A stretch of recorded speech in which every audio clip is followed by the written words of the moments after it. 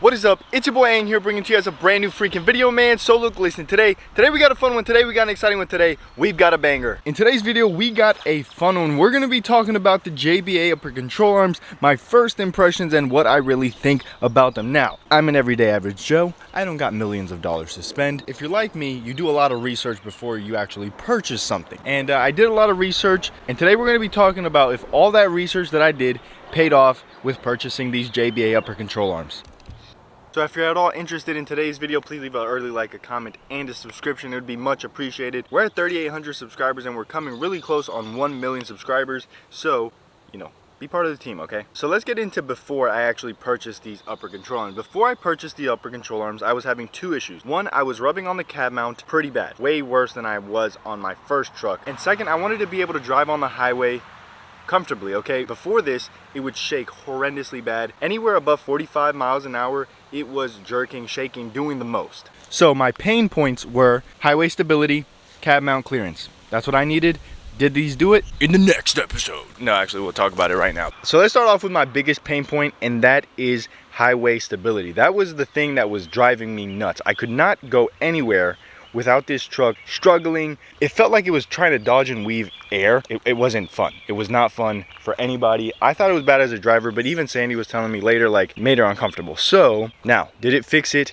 Yes, and this is without an alignment. It is way, way better. Me and my dad installed them. We put them on, just got out and started driving it. I got it up to 70 and it was good. 70 miles an hour, no shaking, no vibrating. We were absolutely nice and dandy. So with that being said, that already is an amazing plus for me because, well, that's what I wanted it the most to do. That's what I wanted, highway stability, and that's what they brag and boast about on the JBA website that you'll be able to do with these upper control arms. Secondly, I got these upper control arms to clear the body mount. I really didn't want to chop the body at all. It's just one of those things, it's a brand new truck I didn't want to do, but we're gonna have to do. It's rubbing like way worse than it was prior to it. So right in here, I have already done some work, some magic, as some may say. No one's gonna call it magic. This is awful. I cut it up so everything in here is chopped. Prior to a proper alignment, the truck is rubbing horrendously bad. Now, the benefit of these upper control arms is you can get up to, I think, some people get 4.5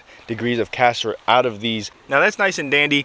I don't know if I'm gonna go all the way up to 4.5. I'm gonna try to get around 4, you know, a little bit above 4, a little bit under 4. That's what I'm hoping for once I get the proper alignment. So stay tuned if you are interested in that. So with that being said, did it help me get away from the body mount chop? A little bit, but not enough. So still gonna have to cut the body mount. I'm gonna do that myself, I believe. So if you're interested on how to do a body mount chop the wrong way, make sure to stay tuned because I'm doing that. Before the install, I was only rubbing on the cab mount on that other side. After the install, I'm rubbing on both sides pretty significantly. All the parts that look like shiny paint is where it's rubbing. I'm rubbing right there, so I'm definitely gonna have to do a cab mount chop. Everybody's setup is completely different. Even if you get it installed differently, can mess with the geometry and stuff. So 16x8 with a -12 offset on 285, 75 R16 general grabbers, they rub, even with higher caster upper control arms. I believe right now they're at like a 3.4 degree caster. I'm probably not gonna get much more play out of them, and I'm fine with it. You know, you have to pay to play, cut it up, chop it up, and call it a day. So what can you do to avoid this? I don't know. Honestly, it seems like there isn't really much you can do to avoid it. So if you get negative offset, you rub on the cab mount. If you get positive, you rub on the upper control arm. So you kind of have to pick your poison. Honestly, I'd rather rub on the cab mount, be able to chop the cab mount, than to buy $1,000 wheels and rub on the upper control arm, only to buy spacers that people are skeptical about and then have to do a cab mount because you brought it out. Depending on your alignment shop, depending on what they can actually do for you, they may be able to get it to clear for you. Great, nice and dandy. That is awesome. I would pray that every Tacoma owner that wants to run 33s can just get a good alignment and call it a day. I 100% wholeheartedly believe the alignment is what does it, but I am no alignment tech. I have no idea. It just seems, after doing a lot of research, people are confused, okay? People say one thing, other people say a different thing, and it really just comes down to be case by case. I'm hoping that I can get away from the cab mount and not have to. I'm thinking I'm going to have to, but it's all right. I maybe even plan on going to 35s, so I'm just gonna do a really aggressive cab mount chop now and just call it a day. But that's gonna wrap up today's video. I hope you guys did enjoy. If you did, please leave a like, a comment, and a subscription. I just wanted to make this quick video as we are in the middle of kind of like building the truck. So all my focus and attention is going on building the truck, making sure that I'm not rubbing, because during the summertime, we are gonna be beating this thing.